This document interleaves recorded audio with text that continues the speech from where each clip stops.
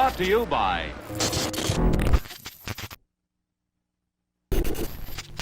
For some of us, struggling to reach our goals within the art fields has become an inevitability of life. With each passing failure to complete a project or gain any sort of recognition, we become accustomed to being overlooked and the disappointment of being passed over for someone who may have had it easier than us. This constant strife could be difficult for some, leading them down a darker path, becoming weathered by the infinite storm that is life.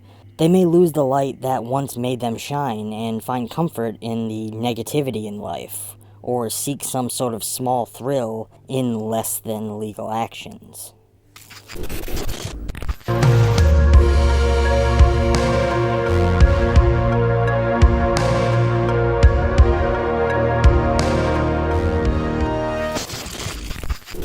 Hello friends, welcome back to another film analysis here on ETF. As human beings, we are all fallible. Each and every one of us is affected by the things that happen to us, and even more so damaged by the repercussions of our own actions. Today, I wanted to explore a narrative that, if nothing else, teaches us that no one is immune to the traumas of life, and that we each have to be beaten down by them to discover the softness of bodies.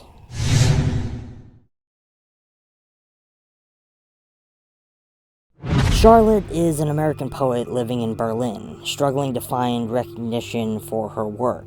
After discovering she is a finalist for a prestigious poetry grant, she jumps at the chance to legitimize her life. Racing to complete a prize-winning poem while dealing with a complicated relationship, a rival poet, the return of an ex-lover, constant financial woes, and a mystery surrounding a missing pair of shoes. All of this adds to her already long list of self-made troubles, keeping her from becoming a successful artist.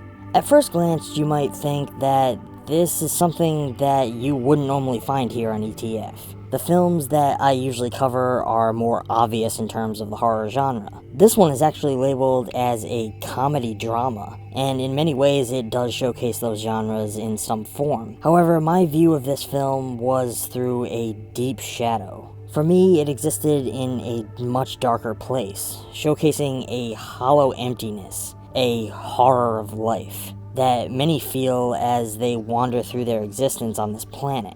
With any great narrative, the emotional weight of the piece is set and carried by its protagonist. Here we are centered around a drab, hollow, and emotionless young woman who exists in an almost soulless state of shifting through her life, only marginally attempting to live out her dreams. We are introduced to her slowly over the course of the film, learning many of her defects one moment at a time, and revealing to us how broken her pursuit of something more has left her. She has many vices that help her cope with the weight of all the things that weigh her down in life. Shoplifting and drug play push her forward through the waters of a dead-end job, artistic rivalry, and relationship turmoil, building up the deeply flawed personality that is leading us through this tale. And she is just one of a number of interesting, yet deeply flawed personalities that populate this narrative. Throughout the story, she interacts with friends and lovers consisting of adulterous men, self-conscious boys, and timid women, each struggling in their own crafts the way she is, and dreaming of finding success that would free them from this existence.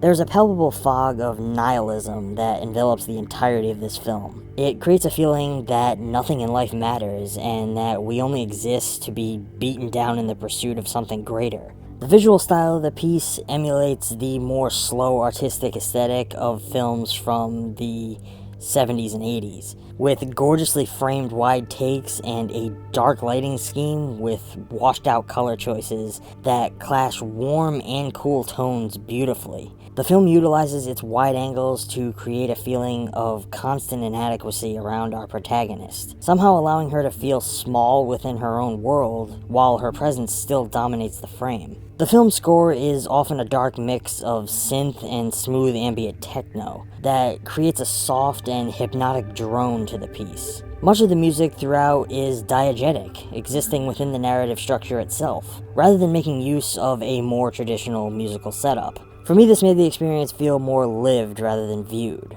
as if I was being taken along with the protagonist, making our way through the emotional turmoil of her mistakes.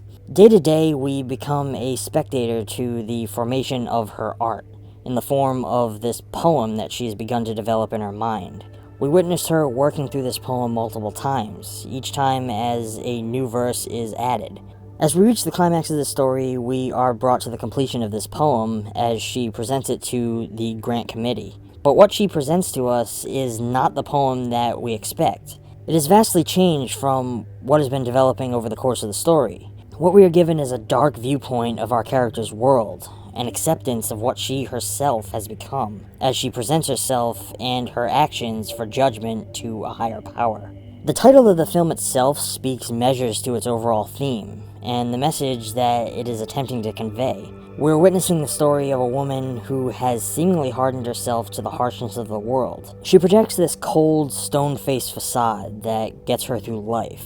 But over the course of the film, we see that even the hardest of people are vulnerable, and that no one is immune to the pain that life brings.